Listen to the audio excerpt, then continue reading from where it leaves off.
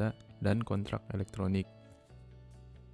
Di dalam pasal 1313 KUH Perdata, diberikan suatu batasan atau definisi terkait dengan perjanjian atau persetujuan, yaitu suatu persetujuan adalah suatu perbuatan dengan mana satu orang atau lebih mengikatkan dirinya terhadap satu orang lain atau lebih. Perjanjian yang sah artinya adalah persetujuan yang memenuhi syarat-syarat yang telah ditentukan oleh undang-undang sehingga ia diakui oleh hukum. Oleh karena itu, sebuah perjanjian perlu diperhatikan syarat-syarat yang menjadi dasar agar perjanjian tersebut sah di mata hukum.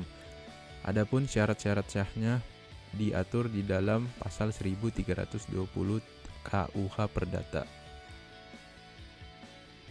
Pasal 1320 KUH Perdata menyebutkan bahwa terdapat 4 syarat agar sebuah perjanjian itu dapat dikatakan sah, yaitu yang pertama, sepakat karena mereka yang mengikatkan dirinya, yaitu di mana para pihak yang mengadakan perjanjian tersebut harus sepakat dan setuju dengan apa yang akan diperjanjian dan tanpa adanya suatu paksaan. Yang kedua, kecakapan mereka untuk membuat suatu perikatan, di mana para pihak harus memiliki kecakapan menurut hukum, di antaranya sudah dewasa dan dalam keadaan sehat.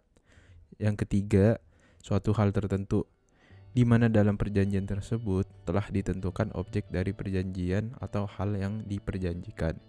Dan yang terakhir, yaitu suatu sebab yang halal, di mana dalam perjanjian ini harus didasari dengan hal-hal yang tidak bertentangan dengan undang-undang yang berlaku.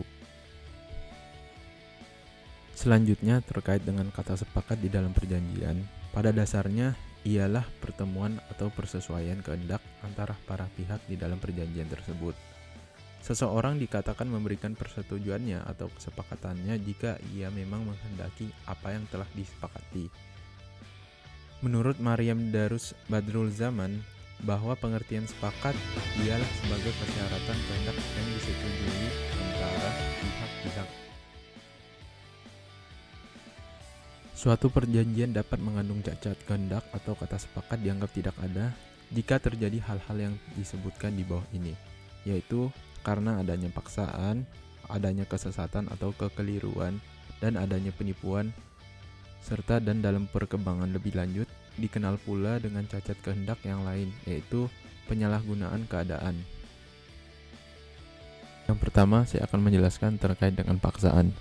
Menurut pasal 1324 KUH Perdata, paksaan terjadi apabila perbuatan itu sedemikian rupa sehingga dapat menakutkan seseorang yang berpikiran sehat, dan apabila perbuatan itu dapat menimbulkan ketakutan pada orang tersebut bahwa dirinya atau kekayaannya terancam dengan suatu kerugian yang terang dan nyata. Paksaan adalah kekerasan jasmani atau ancaman dengan sesuatu yang diperbolehkan hukum yang menimbulkan ketakutan sehingga ia membuat perjanjian. Di sini paksaan tersebut harus benar-benar menimbulkan suatu ketakutan bagi yang menerima paksaan tersebut. Selanjutnya, yaitu kekeliruan atau kesesatan.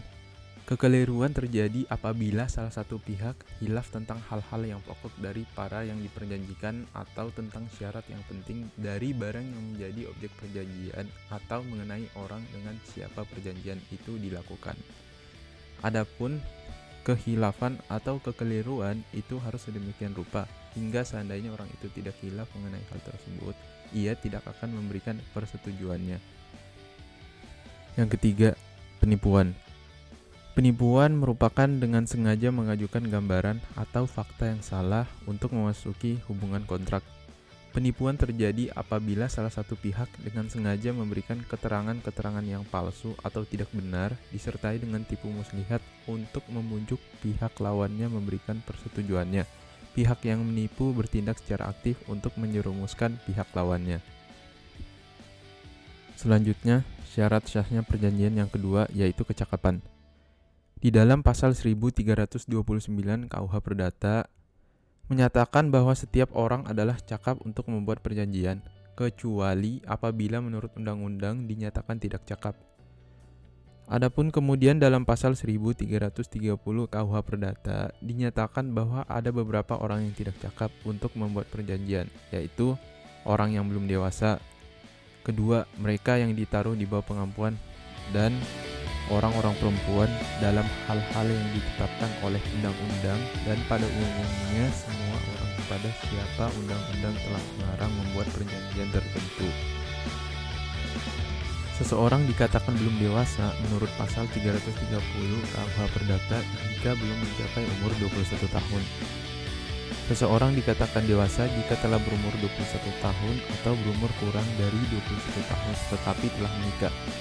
Namun, dalam perkembangannya berdasarkan pada pasal 47 dan 50 Undang-Undang Nomor 1 Tahun 1974, kedewasaan seseorang ditentukan bahwa anak berada di bawah kekuasaan orang tua atau wali sampai dengan umur 18 tahun. Selanjutnya, Mahkamah Agung melalui putusan nomor 447 garing SIP garing 1976 tanggal 13 Oktober 1976 menyatakan bahwa dengan berlakunya Undang-Undang Nomor 1 Tahun 1974, maka batas seseorang berada di bawah kekuasaan perwalian ialah 18 tahun, bukan 21 tahun. Selanjutnya mengenai syarat syahnya perjanjian yang keempat, yaitu adanya sebab atau kausa hukum yang halal. Kata kausa sendiri berasal dari terjemahan dari kata urzak, yaitu dari bahasa Belanda, ataupun kausa dari bahasa Latin. Bukan berarti sesuatu yang menyebabkan seseorang membuat perjanjian, tetapi lebih mengacu kepada isi dan tujuan perjanjian itu sendiri. Misalnya dalam perjanjian jual beli, isi dan tujuan atau kausanya ialah pihak yang satu menghendaki hak milik suatu barang, sedangkan pihak lainnya menghendaki uang. Menurut pasal 1335 junto pasal 1337 KUH Perdata, bahwa suatu kausa dinyatakan terlarang jika bertentangan dengan undang-undang kesusilaan dan ketertiban umum. Suatu kausa dikatakan bertentangan dengan undang-undang jika kausa di dalam perjanjian yang bersangkutan isinya bertentangan dengan undang-undang yang berlaku. Perjanjian yang batal demi hukum merupakan perjanjian yang sejak semula sudah batal, sehingga hukum menganggap perjanjian tersebut tidak pernah ada. Perjanjian yang dapat dibatalkan adalah sepanjang perjanjian tersebut belum atau tidak dibatalkan pengadilan, maka perjanjian yang bersangkutan masih terus berlaku. Sehingga dalam perjanjian, apabila suatu syarat objektif tidak terpenuhi, maka perjanjiannya adalah batal demi hukum. Dalam hal yang demikian, secara yuridis perjanjian tersebut dianggap tidak pernah ada. Tujuan para pihak untuk meletakkan suatu perikatan yang mengikat mereka satu sama lain telah gagal. Apabila pada saat pembuatan perjanjian terdapat kekurangan mengenai syarat subjektifnya, maka perjanjian itu dapat dimintakan pembatalan oleh salah satu pihak. Selanjutnya, saya akan membahas terkait dengan kontrak elektronik. Berdasarkan ketentuan dalam pasal 1 ayat 17 UU ITE, bahwa yang dimaksud dengan kontrak elektronik ialah perjanjian para pihak yang dibuat melalui sistem elektronik. Pada umumnya, perjanjian atau kontrak elektronik yang ada di website merupakan kontrak baku atau standard kontrak yang dibuat salah satu pihak, yaitu pihak penyedia jasa atau penjual barang yang harus disepakati oleh pihak calon pembeli pada saat melakukan transaksi melalui elektronik. Selanjutnya, keberadaan ketentuan-ketentuan hukum mengenai perikatan sebenarnya tetap valid, karena ia akan mencakup semua media yang digunakan untuk melakukan transaksi itu sendiri, baik dengan media kertas maupun dengan sistem elektronik.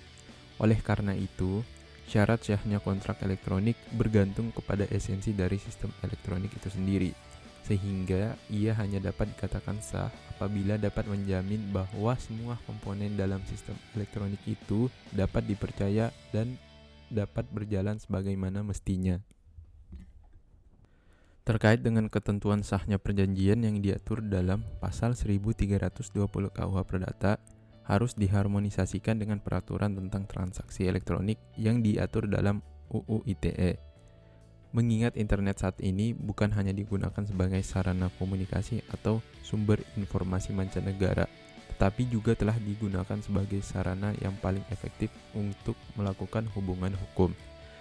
Menurut Maryam Darus Badrul Zaman, istilah lain yang dipakai ialah kontrak dagang elektronik, kontrak siber, transaksi dagang elektronik, dan kontrak web. Hal tersebut mempunyai pengertian yang luas untuk memberikan gambaran aktivitas-aktivitas bisnis dengan data teknis yang terasosiasi yang dilakukan secara konvensional atau dengan menggunakan media elektronik. Dalam sebuah transaksi elektronik sudah tercantum indiksi persetujuan, yang dalam hal ini pembeli telah menerima dan menyetujui persyaratan yang dicantumkan. Dalam hal ini, pembeli telah menerima dan menyetujui persyaratan yang telah dicantumkan dalam kontrak baku elektronik yang telah disiapkan dalam website, yaitu dengan cara mengklik tulisan I agree atau I accept yang terdapat pada klik wrap agreement yang sudah tersedia dan telah membaca terms and conditions terlebih dahulu. Adapun cara persetujuan yang kedua yaitu melalui tanda tangan elektronik pada kontrak elektronik yang telah disiapkan oleh pihak penyedia jasa atau penjual. Kontrak elektronik ini yang kemudian menjadi suatu hal yang baru dan perlu dikaji dari aspek hukumnya, terutama dalam penyelesaian sengketa yang akan terjadi di kemudian hari. Adapun permasalahan yang timbul kemudian terkait apakah kontrak elektronik memerlukan tanda tangan seperti layaknya kontrak konvensional. Dalam hal ini, pasal 11 UU ITE mengatur mengenai tanda tangan elektronik. UU ini memberikan pengakuan secara tegas bahwa meskipun hanya merupakan suatu kode, tanda tangan elektronik memiliki kedudukan yang sama dengan tanda tangan manual pada umumnya yang memiliki kekuatan hukum dan akibat hukum. Jadi, transaksi dapat dilakukan melalui media kertas atau media elektronik. Hal yang paling prinsip di sini ialah adanya kesepakatan sesuai dengan asas konsensualitas. Adapun alasan lain bahwa dalam KUH Perdata sendiri, khususnya pada pasal 1338, disebutkan bahwa bentuk dari perjanjian adalah bebas, dapat dalam bentuk tertulis dan tidak tertulis. Dengan demikian, perjanjian secara elektronik dapat dimungkinkan. Terima kasih.